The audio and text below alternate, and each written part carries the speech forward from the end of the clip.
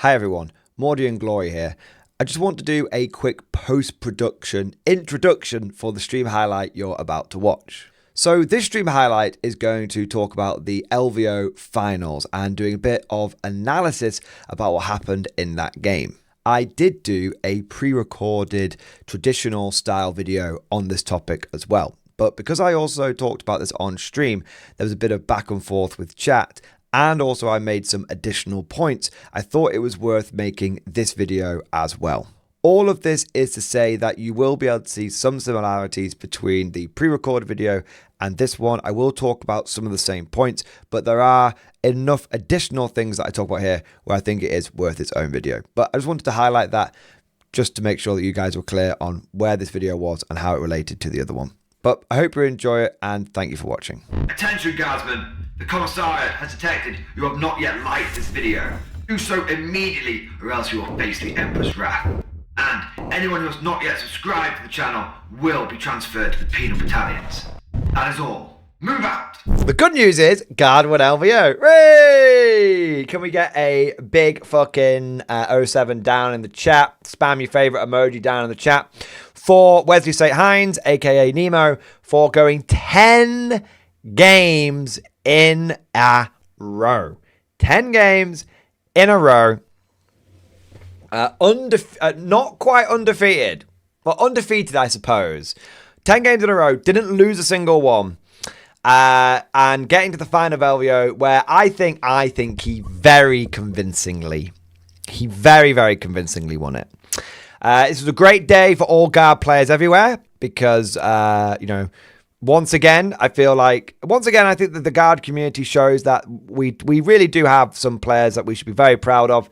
It was only last, and the thing is, the funny thing about Guard is that whenever we've won a big event over the course of 10th edition, and we've won our fair share of big events over the course of 10th edition, it's never been the same way twice, which I think it really shows off the hidden benefit of Guard as a legacy faction. And when I say legacy, I mean one that's been around a bit, not been conjured out of thin air or broken off from another faction.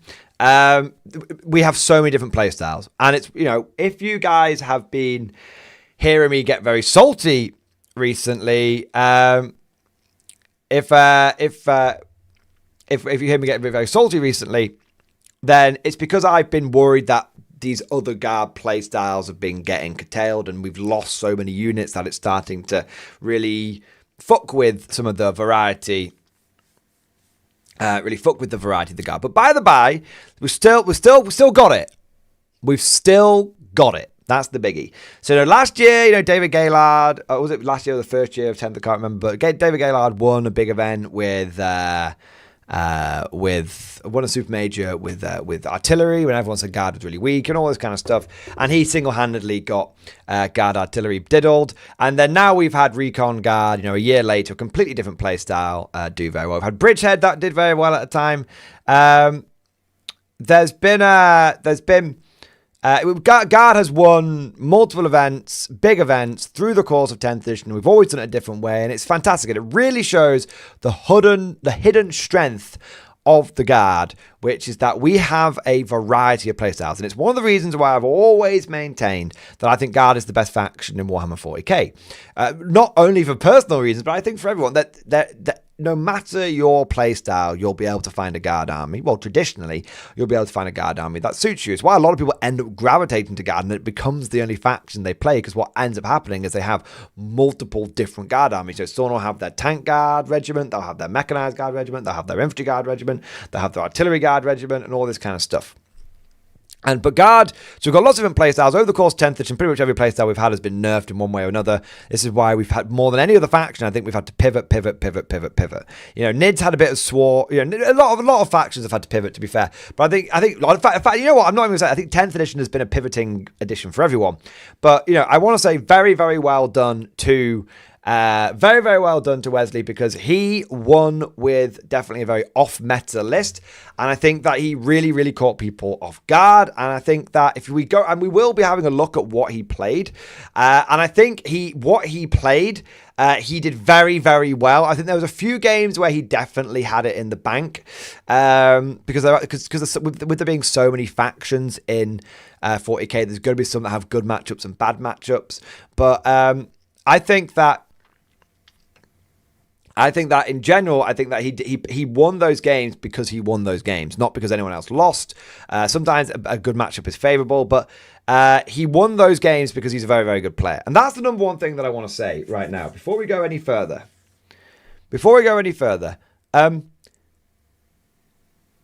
The guy who won LVO, Wesley St. Hines, Nemo. I'm going to call him Nemo from GoFor, because that's what his nickname is. He won those games. There are many, many factors to why he won those games, but fundamentally, he won those games. And I think there's a great disrespect when people start saying things like, I think it's disrespectful and untrue, because something can be disrespectful and true, but I think it's disrespectful and untrue to start coming up with reasons why he only won because it was a stat check. He only won because everyone's been specking into like knights and all this kind of stuff. No. What that is, and I've seen this firsthand. If I may wank myself off for a moment. Every single person in the Tau online community said that I was wrong. And I was like, hey, you guys need to be running things in a different way. This is how it should be done. And they were like, no, it's not. Go fuck yourself. And I was like, okay, well, I will fuck myself, thank you, in my own spare time. But in the meantime, I'm also going to fuck you. And what happened is that everyone started coming up with reasons why that this worked. And at the end of the day, that's just human nature. Human nature is people try and find reasons. They try and square things away with their own logic and their own bullshit and all this kind of stuff. And at the end of the day, the reason why Nemo won all of his games is because he was very, very well practiced. He knew exactly what he was doing, and he was very skillful. Okay. Now that is true. That statement is true. That statement is true. At the same time, Nemo won because he was running an off-meta list. Nemo won because he was running an off-meta list. Now, when you hear that, and you'll hear a lot of people say that, you will assume that's because everyone was bringing las cannons and melters. And so they didn't have the volume of shots to kill him, and he had more bodies than they had bullets. I say it at the beginning, but we're sort of having our segment now, as it were. If anyone says that, they are at best ignorant, misinformed, and at worst being downright deceiving. Lying, fibbing. They're chatting bollocks. I'm going to lay out some credentials for you, all right? And I'm going to do this, and you know what? I'm getting my ego's getting a bit big. My ego's getting a bit big, but I'm going to fucking, last 40k tournament I went to, I'm not going to wipe myself off that much. Okay. But I have been running pure infantry guard for over a decade. I have run it through 6th edition, end of 5th edition, 6th edition, 7th edition, 8th edition, 9th edition, and 10th edition. Okay? For over a decade, I've been running pure infantry guard. For over a decade, if there's been one thing that I can tell you about running pure infantry guard and other horde armies, it's this. It is remarkably easy to get table with 200 plus bodies. One of the biggest mistakes that new guard players who want to try infantry guard out make is they come in and they go, well, if I just take all of the bodies, then I can't possibly lose. And then they march all their guys out with this air of invulnerability.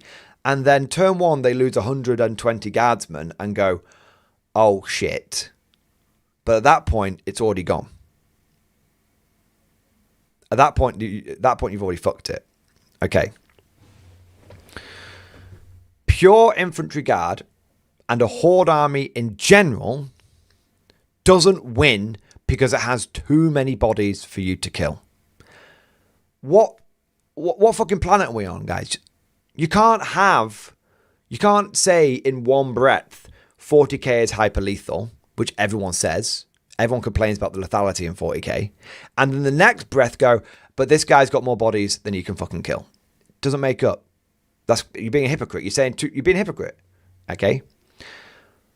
Collecting a horde army is just like collecting any other army. You have to manage your resources. There's different skills that go into it. There's different methods to the madness.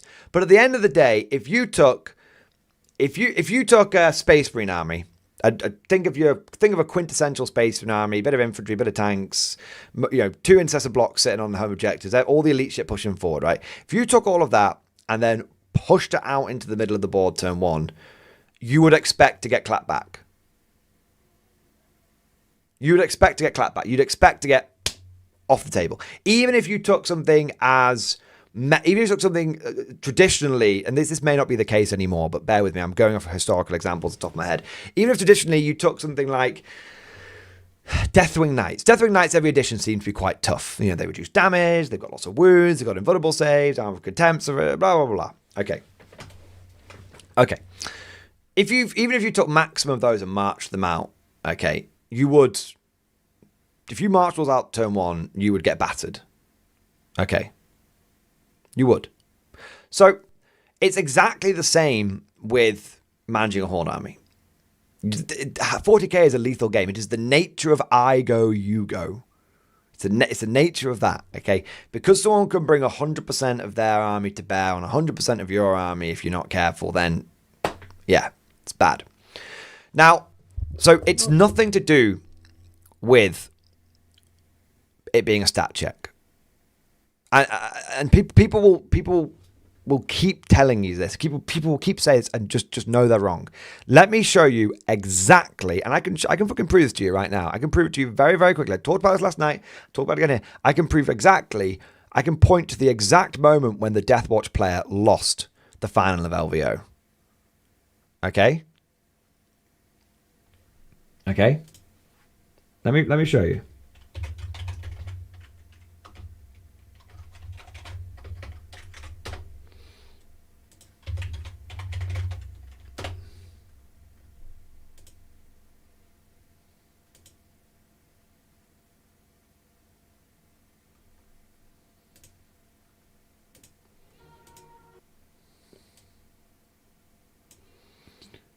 Okay, 1 minute.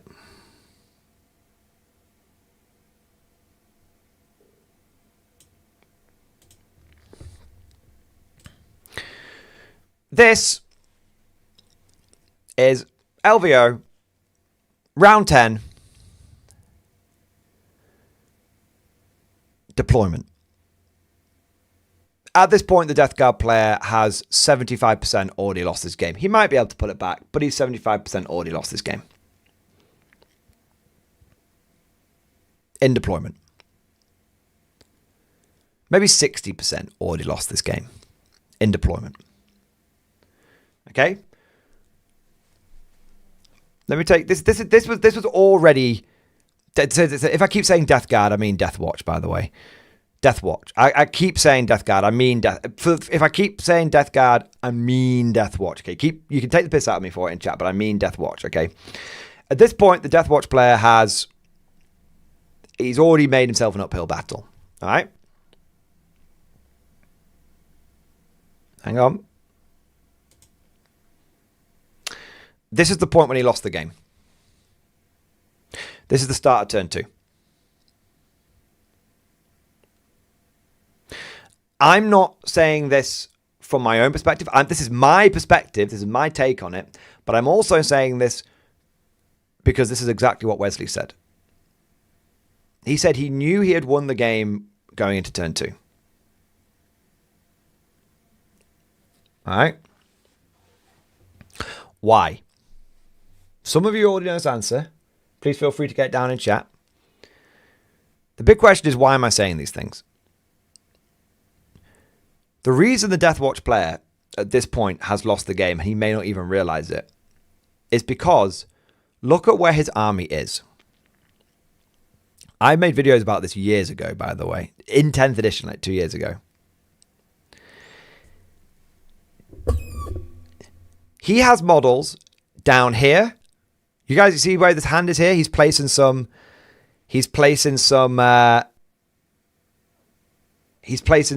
aggressors down here. And he's placing some Terminators up here. He's got one squad here. One squad here. These are little shipmuncher squads, so I don't really care about them. And one squad here.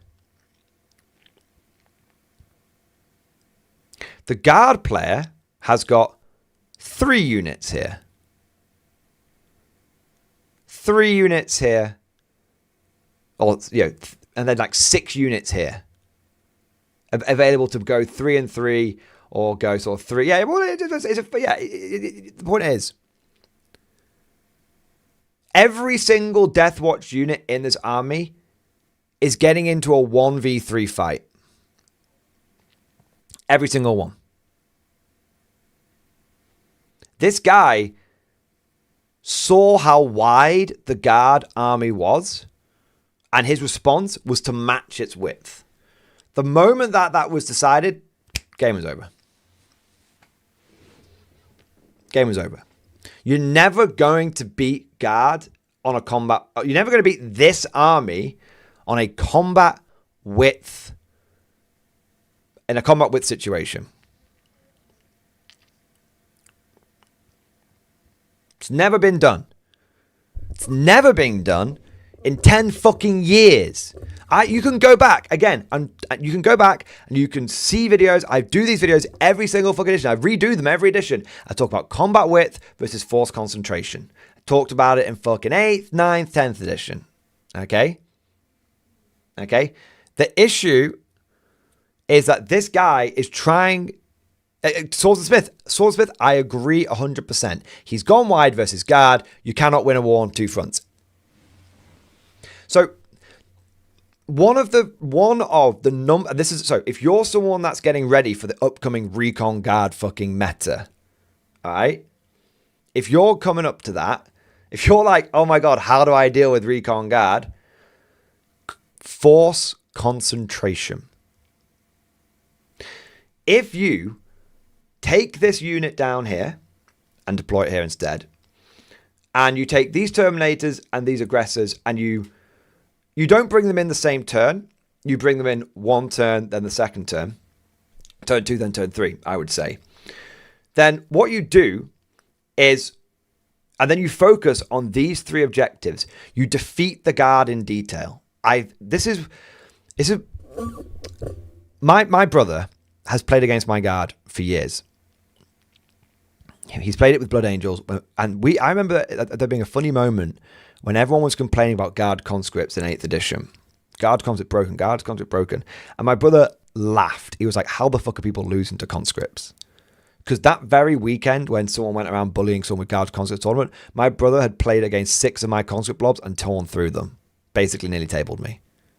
But I think there's a battle report of it. Okay?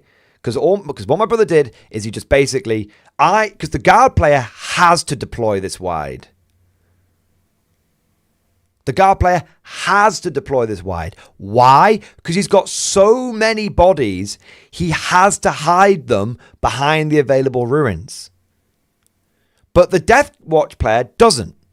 The Deathwatch player can fit his entire army here and here, basically, in this slot here. And even though there's a few exposed here, it's not a big deal because the guard have got relatively short-range weapons, so it's fine. So the first mistake the Deathwatch player made is he deployed this unit here. This unit does fuck all the entire game. Like, when I say fuck all, I mean it literally, it diddles one guardsman blob. It does fuck all the entire game. Massively out of position, in my opinion. Second mistake that the Death Watch player made is he spread his reserves out. I mean, how many of you guys have learned the hard lesson? If you take a unit and you go, I'm going to deep strike that down behind the enemy unit, and then it flubs and then it just gets picked up. Generals learned this in World War One. Okay, this is a real life tactic that you can apply to your wargaming. All right, no bullshit. In World War One, many lessons of modern warfare were learned. One of those was when generals would attack on a wide front. When an area where their troops would start struggling, they would send reinforcements into the area to try and turn the situation around. What they ended up learning was that all you do is send good troops after ones that are already in trouble. You have more people getting in trouble. What you do is you send your reserves in to areas where you're having success, because that creates a breakthrough and a cascading effect. This is what you do with your deep strike troops in Warhammer 40k. If you send deep strikers off on a lone op mission, on a Johnny Rambo mission, they will die alone, unsupported, every single time. If you send your reinforcements into an area where you're already starting to crack the enemy, you'll break them. And then you'll be able to start rolling things up. You start being able to roll things up. So the second mistake here is how this guy has watered down his reserves. The greatest advantage that this guy has is he has these reserves, and he's watered them down. He's watered down their force concentration. And the third cardinal mistake that this guy has made is he has underestimated guard damage output. Okay. Guard is a horde army, but it's a very unique horde army. The vast majority of other horde armies that you encounter will be horde melee armies. So this means that they deploy wide, but they struggle to bring all of their force to bear because they have to get into grips with melee. Guard is an army which has ranged and is a horde.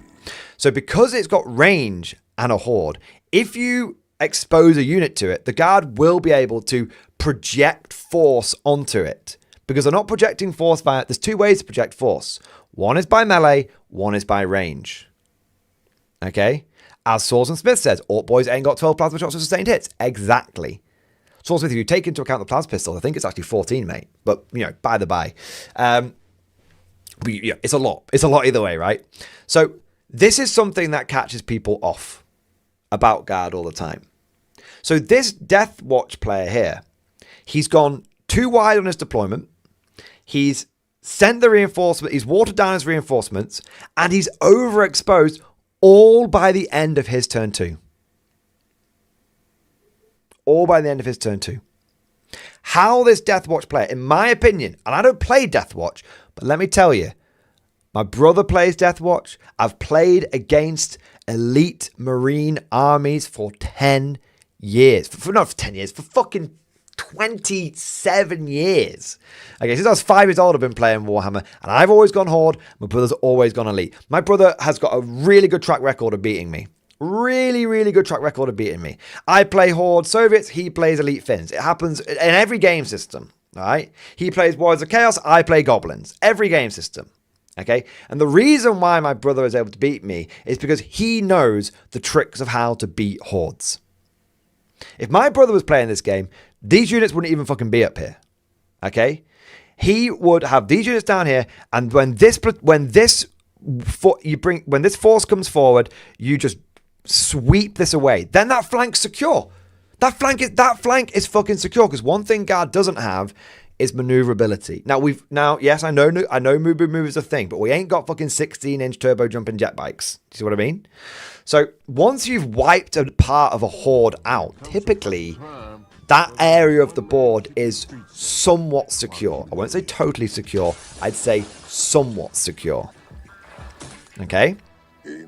So once you've got this area somewhat secure, you can then move on to either clearing this flank, but I would say you clear this and you start pushing up.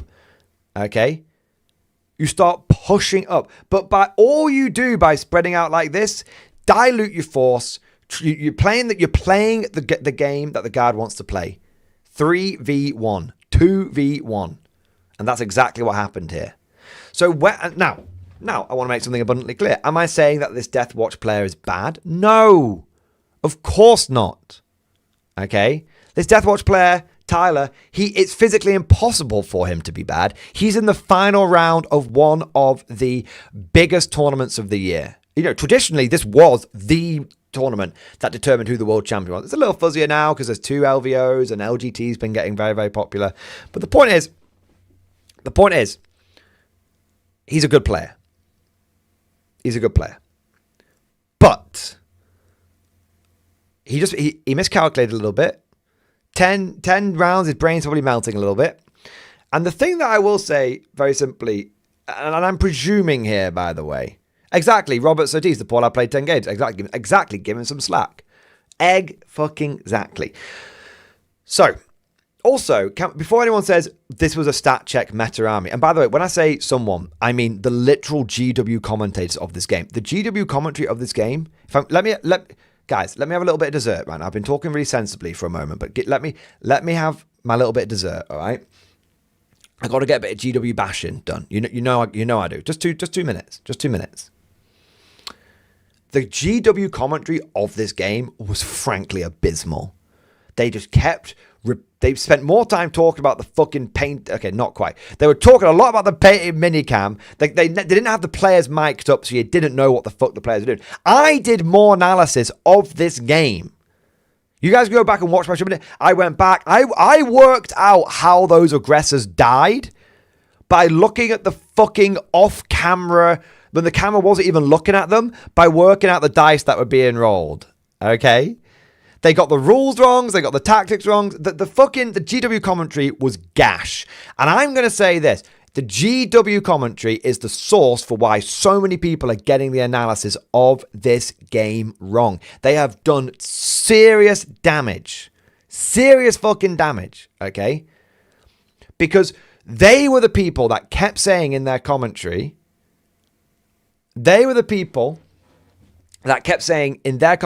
oh, well, what do you do against 280 bodies? Oh, my God. Like, he's just got too many bodies. You can't kill this. And like, even they're doing the interview, they were like, this is like a stat check list, right? Sorry for the bad American accent. Sorry, got to do it for comedic effect. All the American players, please lambast me. But you get the point. You get the point. Like, they were saying it was because there was more bodies than bullets, and it's just not true. The reason why and let me make something abundantly clear, all right? The tactics that you see on display from the Death Watch player in another matchup would have been totally correct. But you just said they were bad. No. If this guy was playing into another elite army, this is exactly how you want to play it. Because you send one unit out and then you trade, then they send you out, trading back and forth. That's what how many times have you heard, that's a good trading piece?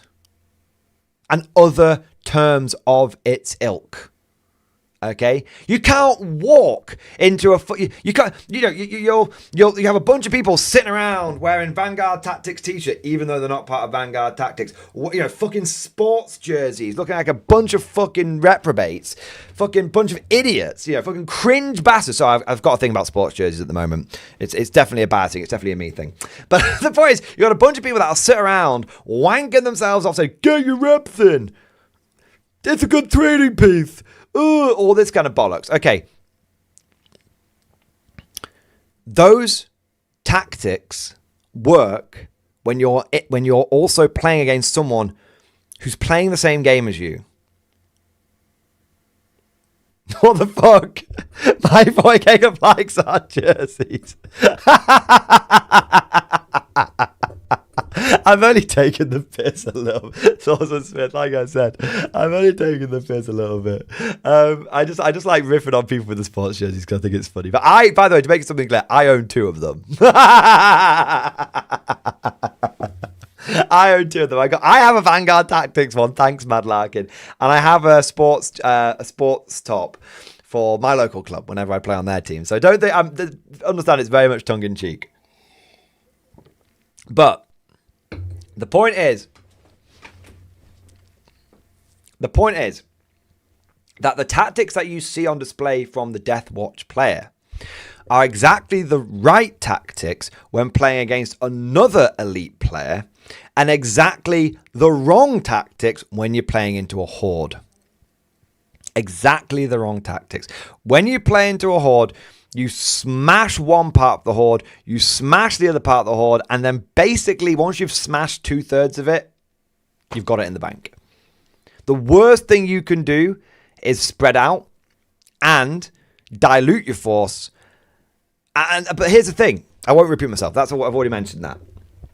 So that's the worst thing you can do. But so why did the Death Watch player use these tactics? Because he's going to be... this is my explanation. I don't know. This is my explanation. It's round 10. He's knackered. He's tired. He's playing on fucking fumes. He's operating on instinct. Both guard players are. Both players are. You know, Wes even said, like, you know, he basically deploys the same way every single time. He has the same game plan every single time. He doesn't really look at where his opponent's deploying, because if he kind of just deploys his stuff where it can fit, all these things. Also, by the way, very serious vindication for me here, because I've been saying this shit as well. And here's the thing. He's just, when you get to this level, you're just playing on instinct. You're knackered. You just play on instinct. You're basically mainlining you're taking white monsters and shoving them up your ass as a suppository to keep yourself going. All right, there's no doubt about that. So that's one. That's gonna be one aspect. The other aspect is that I guarantee you that the Horde Guard army has got more reps into elite infantry armies than this elite infantry army has got into hordes. And I'm not saying that Tyler hasn't played any hordes, but playing against a horde of 120 guys is going to be very different to playing against, which isn't a proper horde. Everyone's got this idea in their head that 100 plus guys is a horde. Get the fuck out of here. I'll wipe my ass with 100 guys. But the point is, playing against a horde is very different to playing against an elite army. Playing against guard is an extra layer of difference. It's an extra layer of why it's different. Because, as we said, every other horde army is melee orientated. Guard is a horde army which shoots you. And that's the key distinction. That's the key fucking distinction. I have no doubt in my mind that if this Death Watch player was to do some analysis, reflection, I have no doubt that if he played into this army again, it would be a much closer game. And if he played it into it a third time, he'd probably win it. Even against Wes. Okay? Why do people say get your reps in? People think it's to make you better with your army. No. Getting your reps in makes you better with your army. That's true. But you play as many games as possible so that you can play against as many different armies and army lists as possible. Because the first time that you play against an army, even if you've read about it online, even if you've read about it on paper, it's very different to when you play it. How many times, back when I did Meta Mondays, how many times would I say, I don't really get this faction? And then I'd go to a tournament that weekend, I'd come back and I'd go, I understand why Thousand Sons are broken now. I understand why Custodians are broken now. How many times did I make predictions and said, guys, watch this faction, they're going to be top in a month. And they were. Why? Where does the whole send me to the black ships come from? You can literally see it on these videos. You can talk to anyone about it. Getting your reps in is at best 50% about learning your own army, maybe 20%. The other 50 to 80% is about knowing what to do when you come across other people's armies. The tactics that you have when playing against Death Watch, Death Guard, and I meant the difference that time, Chaos Space Marines, Knights, Orcs, Tyranids. The first time you play against an army, the first time you play against a faction is a learning experience. The first time you play against a specific list is a learning experience, and you're probably going to lose. you're probably going to lose. I guarantee you that Wes has played into a Deathwatch army similar to this 10 times. Double digits. I guarantee you that Tyler has played into Recon Guard single digits. And that digit may be 0. But I don't know for sure, but I'm guessing single digits. That's the difference. It's about experience. Experience won this game. This wasn't an anti-meta list because everyone's brought fucking las cannons and melter guns. I mean, it's categorically untrue. Look at this Deathwatch army. I think there's a fucking army list here in a moment. He's got aggressors down here, billion shots. He's got aggressors here, billion shots. He's got Terminators here with fucking a billion blast shots. He's got this giant Giga Blob here with a billion shots. There's so much volume coming out of this. This dude's 6 aggressors basically wipe out a guard blob on fucking Overwatch, hitting on fucking 6s. Okay? There's nary a melter gun in sight. Alright? Like, you know? And he's got, look at this death. There's fucking an absolute mega squad of Death Horse veterans. They're going to cream through shit like this. They're going to go through anything they touch in the guard list like a hot knife through butter. Okay? There's so much volume in this list. But where the difference was one side had more experience playing into the opposing style of list than the other. That's it. That's why it's anti-meta. Because everyone in the meta knows that you need to kill 2.5 baby knights a turn to be able to keep up. Or 1 big knight to be able to keep up. Everyone knows what you need to do against elite armies. You have to have trading pieces, all that kind of shit. But people have, because the way 10th edition has gone, because Horde armies have been curtailed again and again and again and again and again, no one has any fucking experience into them. No one has any fucking experience into them. That's why it's anti-meta. And I have proof. Round 5, Wes plays into Thousand Sons with Scarabocult Terminators. A lot of Scarabocult Terminators. The person he played against,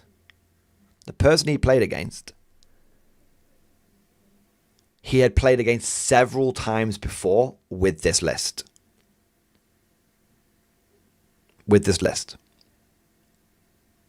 In fact, the last time that he played against it before this matchup, he'd gone a 10-10 draw. When he played him round 5, it was a straight draw. I think it was like 76 or something. It was a bit higher than that, but it was a straight draw. Because of a weird, because it was a draw and then they were still very high scoring, so then they go into the shadow round. He had to play the same guy again. So he played the same Thousand Sons guy twice, back to back in the tournament. The reason he was able to, and he won by 5 points. It's like 92-97. Okay, in the set. And that's how he ended up going on and winning the rest of LVO. The reason he won, and he said this in his interview, is the second time he faced 1,000 Suns, it was Terraform. And so what he was able to, and it was Terraform, and so what he was able to do is get that passive primary income early on over his opponent. And also, I believe, but I could be misremembering here, so please correct me if I'm wrong, I believe the 1,000 Suns player got a couple of dead secondaries at like a key point, or 1 dead secondary at like a key point. It was that fucking close. The reason why the 1,000 Suns player was able to fucking take Wes right to the fucking line, not once, not twice, but basically 3 fucking times, and basically only lost the last game because it just happened to be a mission that was slightly better for the guard, being Terraform, okay, was because he had experience into playing the list. He had experience playing into Horde Guard. If he'd got one more, if it had not been Terraform, if he'd not had that 1 dead secondary, he could have won that game. The 1,000 Suns player could have. And we wouldn't be talking about this. And no one would be saying that Recon Guard is OP. It's that simple. It's anti-meta because it's anti-general experience. It's anti the experience of the meta. Nothing to do with volume. Nothing to do with more bodies than bullets. Purely because no one... There's been brain drain. There has been fucking brain drain. Now, brain drain's not the right term, actually. 10th edition has been the most popular edition. Right? Huge amount of players. Huge amount of players have come into this game. And a huge amount of those players have never regularly played against a Horde army in a competitive setting. For 2 years, you guys basically haven't had to worry about Horde armies apart from as the occasional wild card or meme list.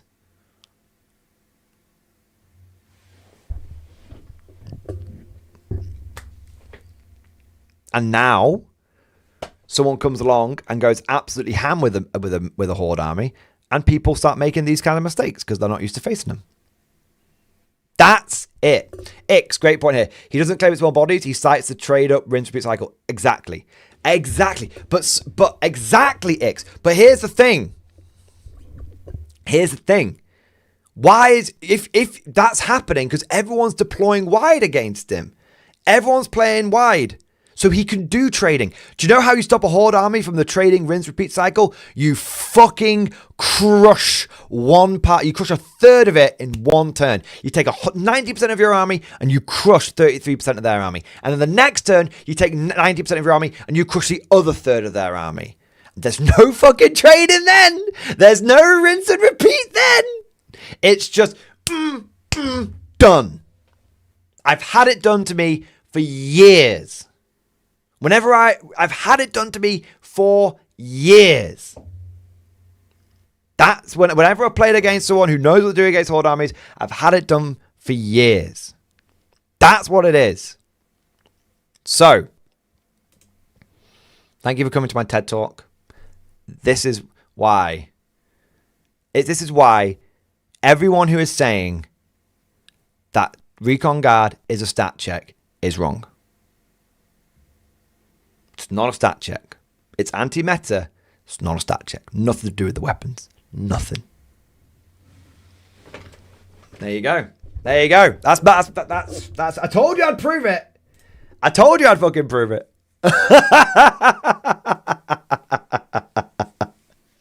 Okay. Recon Guard is an experience stat check. It's not an IQ stat check. Although I do love that saying when someone says X is an IQ stat check.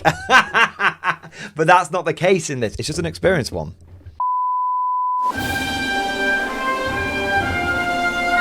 Would you like to know more?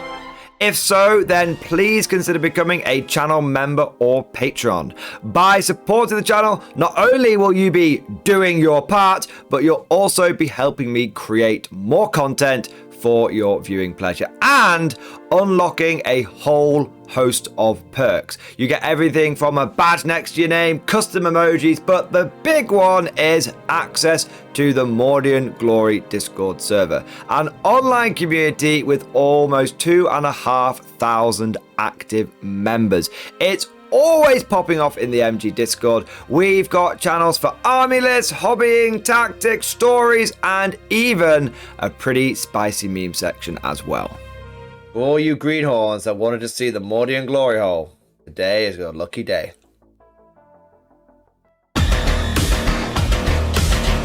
And joking aside, I do want to say a massive thank you to all of the current channel members and patrons. You guys are amazing. Truly the lifeblood of the channel. I could not do Mordian Glory full time without the incredible and generous support of my members. So thank you guys so much.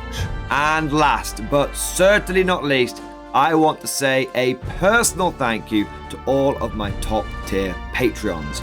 These are the War Masters, the people who have truly gone above and beyond the call of duty. So a heartfelt thank you to Redfield, 32, Jurgens, Miasma, Try Again, Bragg, RJ, Scorpion, Bonbon Vert, Lord Pryor, Nicholas Walsh, John Stubbs, Guardian, Varney, Sword, Fish Trombone, Pickalock the Forged. Seriously guys, thank you from the bottom of my heart. Your support is incredible and it makes a huge difference. Thank you so much. That's all for now. Hope you've all enjoyed today's video, and of course, as always, see you guys next time.